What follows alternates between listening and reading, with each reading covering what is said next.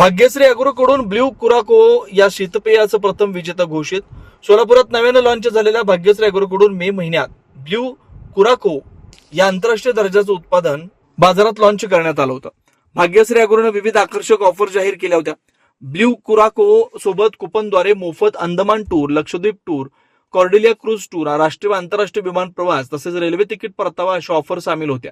त्यापैकी मे महिन्यातील 28/5/2026 रोजी फ्लाय 91 बीजेएस आयोजित सोलापूर ते गोवा प्रवास करणारे प्रवासी अरविंद शहा रसना सुपारीवाले हे विमान तिकीट परताव्याचे प्रथम मानकरी ठरले. त्यांना भाग्यश्री अॅग्रोचे प्रमुख यशवंत देशमुख यांच्या हस्ते ₹3,450 चा प्रतिकात्मक धनादेश देण्यात आला.